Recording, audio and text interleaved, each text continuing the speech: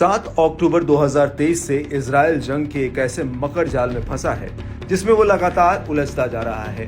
Gaza युद्ध से हुई शुरुआत अब आगे बढ़कर लेबनान तक आ पहुंची है। इजरायली सेना दोनों ही मोर्चों पर सीधा युद्ध लड़ रही है। इस दौरान इजराइल बड़ी संख्या में अपने जवानों को भी खोता जा रहा है। बावजूद इसके इजरायली पीएम जंग को खत्म न करने पर अड़े हुए हैं। हमास के खात्मे की कसम खाने वाले नेतन्याहू ने अब लेबनान के हिजबुल्लाह को भी जड़ से मिटाने का प्रण ले लिया है। इससे मिडिल ईस्ट की जंग बेहद खतरनाक मोड़ पर आ पहुंची है। इसके अलावा ईरान समर्थित यमन के हूती विद्रोही भी इजराइल पर हमलावर हैं। वहीं इराक के कई प्रतिरोधी गुट भी इजराइल पर अंधाधुंध हमले कर रहे हैं। दावा किया जा रहा है कि इजराइल को मौजूदा युद्ध में काफी नुकसान उठाना पड़ रहा है। इजराइल सिर्फ अपने सैनिकों को ही नहीं बल्कि अपने सैन्य साजो सामान से भी हाथ धो रहा है। लड़ाके चुन चुनकर और घात लगाकर इजरायली बलों का शिकार कर रहे हैं। इस बीच इजरायली अखबार योदिओत अहरोनोत ने बड़ा दावा किया है। रिपोर्ट के मुताबिक हाल के महीनों में कम से कम 6 इजरायली सैनिकों ने सुसाइड किया है। दावा है कि इजरायली सैनिकों ने गाजा और दक्षिणी लेबनान में लंबे समय से चल रही जंग के चलते ये जानलेवा कदम उठाया। बताया जा रहा है कि इजरायली सैनिक मिडिल ईस्ट संघर्ष के चलते खासे गंभीर मनोवैज्ञानिक दबाव से जूझ रहे हैं।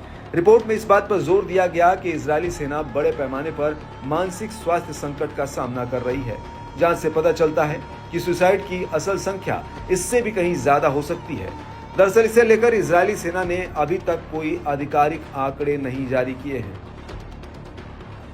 रिपोर्ट में खुलासा हुआ है कि हजारों इजरायली सैनिकों ने सैन्य मानसिक स्वास्थ्य क्लिनिकों या मनोवैज्ञानिकों से मदद मांगी है, जिनमें से लगभग 1/3 प्रभावित सैनिकों में पोस्ट ट्रॉमेटिक स्ट्रेस डिसऑर्डर यानी PTSD के लक्षण दिखाई दे रहे हैं। जांच के अनुसार मनोवैज्ञानिक आघात से पीड़ित सैनिकों की संख्या युद्ध में शारीरिक चोटों से पीड़ित सैनिकों से अधिक हो सकती है। रिपोर्ट में एक्सपर्ट्स के हवाले से बताया गया कि सैनिकों के मानसिक स्वास्थ्य संकट के बारे में तस्वीर तब साफ होगी जब सैन्य अभियान पूरे हो जाएंगे और सैनिक सामान्य जीवन में लौट आएंगे। बीते मार्च महीने में इजरायली सेना के मानसिक स्वास्थ्य विभाग के प्रमुख ने बड़ा खुलासा किया है। इजरायली अखबार हारेज को लुसियन तात्सालार ने बताया कि लगभग 1700 सैनिकों को मनोवैज्ञानिक उपचार मिला है। तब से कई रिपोर्ट सामने आई हैं, जिसमें दावा किया गया कि गाजा और दक्षिणी लेबनान में लंबे समय तक तैनाती से हजारों सैनिक मानसिक तनाव से त्रस्त हैं। बता दें कि पिछले साल हमास के हमले के बाद से गाजा पर इजराइल के बड़े स्तर पर हमले से क्षेत्रीय तनाव बढ़ गया है। इसमें 44,000 से ज्यादा लोग मारे गए हैं, जिनमें ज्यादातर महिलाएं और बच्चे हैं। बहरहाल ये चौंका देने वाली खबर इजरायली पीएम नेतन्याहू के लिए बड़े झटके से कम नहीं है।